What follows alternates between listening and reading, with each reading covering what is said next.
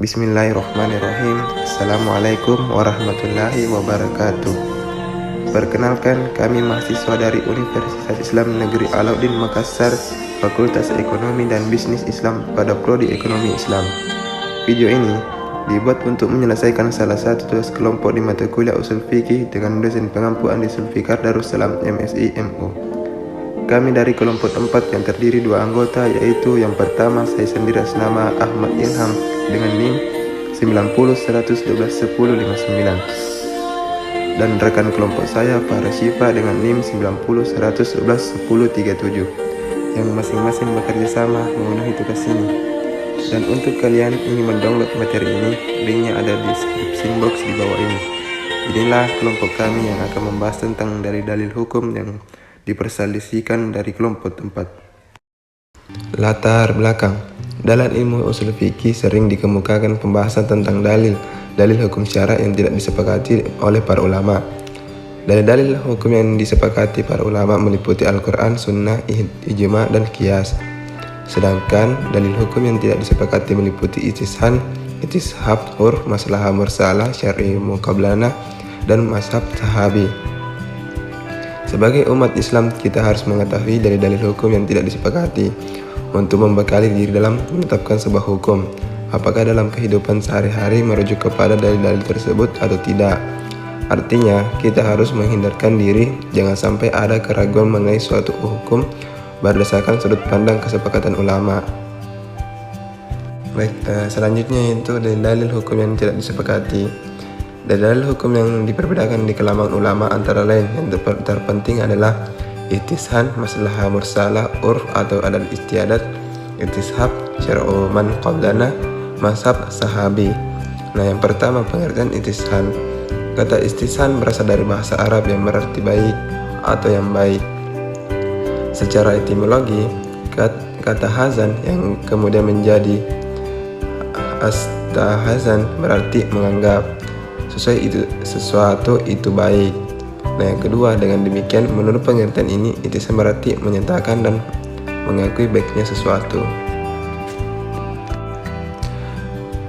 Nah, maslahah mursalah. Maslahat merupakan suatu dalil hukum yang dapat memberikan gerak yang lebih cepat dan luas kepada para mujtahid untuk berpikir, karena tidak begitu banyak memerlukan kaitan pada nas sebagaimana yang berlaku pada qiyas. Namun yang lebih ditekankan adalah suatu keyakinan bahwa di dalamnya terdapat maslahat umat. Maslahat mursalah terdiri dari 2 kata, yaitu maslahah dan mursalah. Kata maslahah yang sudah mengindonesia berasal dari kata Arab, yaitu maslahah dengan jamaahnya maslahah, yang secara etimologi berarti manfaat, faedah, bagus, baik, kebaikan, guna atau kegunaan. Maslahah merupakan bentuk masdar dari fi'il salaha. Ia merupakan lawan dari kata mafsadat yang berarti kerusakan dan kebinasaan.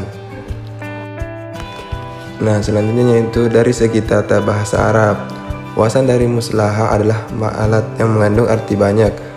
Maksudnya yang ditunjukkan oleh arti kata asalnya adalah banyak yang terjadi atau banyak terdapat, sehingga dengan demikian dapat dikatakan bahwa maslahah adalah sesuatu yang banyak mendatangkan manfaat atau kebaikan. Maslahat secara etimologi adalah kata mufrad dari maslahat, sama artinya dengan al-salah, yaitu mendatangkan kebaikan. Terdapat dipakai istilah lain, yaitu istilah yang berarti mencari kebaikan. Sering pula kata maslahah atau istilah ini diidentikan dengan al-munasib, yaitu berarti hal-hal yang cocok.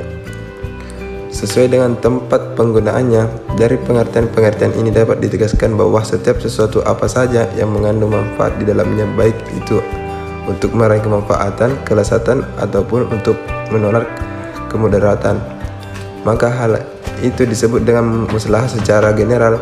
Maslahat ini seperti manfaat menurut lafal dan maknanya.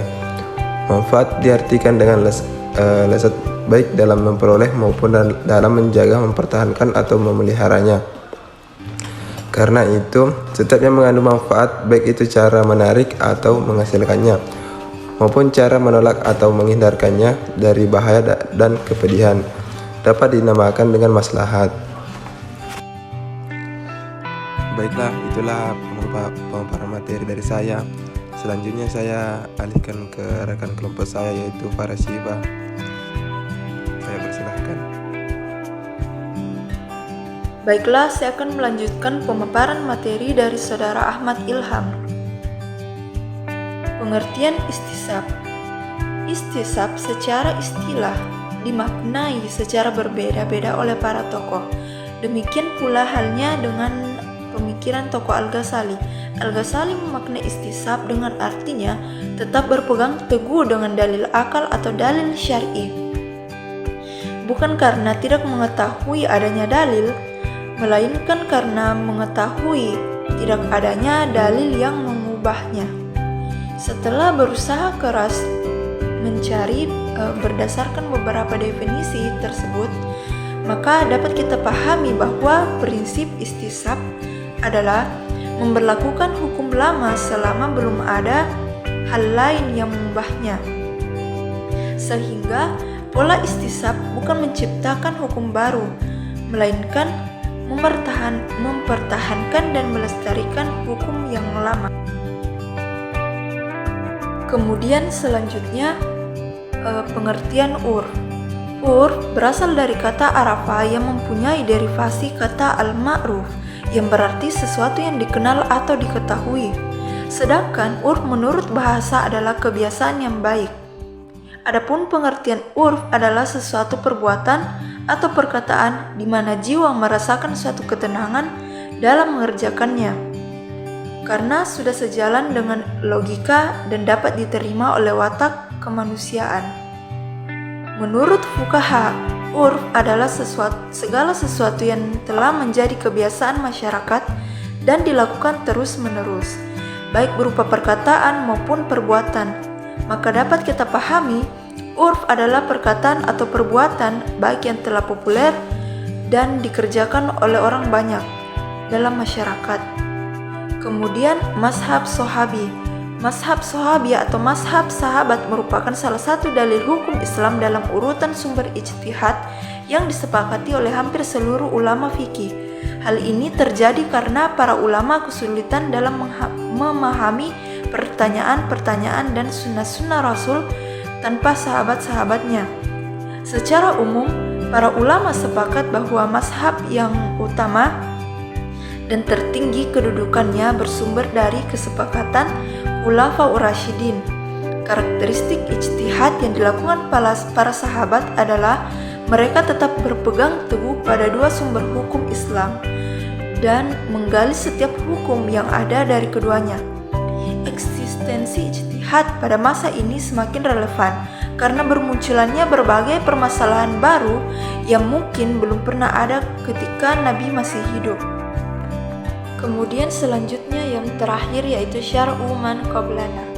Pengertian syar'u man qablana secara etimologi berarti mengalir. Syariat ialah bentuk isim fa'ilnya secara bahasa, merupakan tempat yang didatangi oleh orang yang ingin minum, yang dilintasi manusia untuk menghilangkan rasa haus mereka. Syariat juga diartikan sebagai jalan yang lurus atau taharikatum mustaqimatum, sebagaimana disyaratkan dalam Al-Quran surah Al-Jathiyah dalam kaitannya dengan syariat Islam. Maka dapat dikatakan bahwa syariat merupakan hukum yang dibawa oleh Nabi Muhammad yang di dalamnya terdapat berbagai aturan yang diperuntukkan bagi manusia. Beni menukilkan tulisan Al-Maudi bahwa syariat merupakan ketetapan Allah dan Rasul-Nya yang berisi ketentuan-ketentuan hukum dasar yang bersifat global, kekal, universal, dan diberlakukan bagi semua hambanya berkaitan dengan masalah akidah, ibadah, dan muamalah. Baik, inilah kesimpulan dari materi kami, yaitu dari dalil hukum yang diperbedakan di kalangan ulama antara lain yang terpenting adalah itisan, masalah, mursalah, urf atau adat istiadat, itisab, syar'u man qablana, mazhab sahabi. Sumber hukum yang telah disepakati oleh seluruh ulama dalam hal ini adalah Al-Quran dan Sunnah. Sumber hukum yang disepakati oleh mayoritas jumhur ulama yang menempati kedudukan ini selain Al-Quran dan Sunnah adalah ijma' dan qiyas.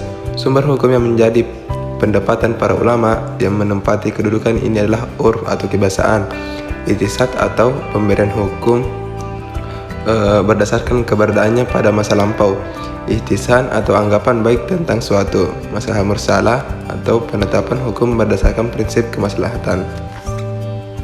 Baik, mungkin itu saja yang dapat kami paparkan, kurang lebih mohon dimaafkan. Wabillahi taufiq wal hidayah. Wassalamualaikum warahmatullahi wabarakatuh.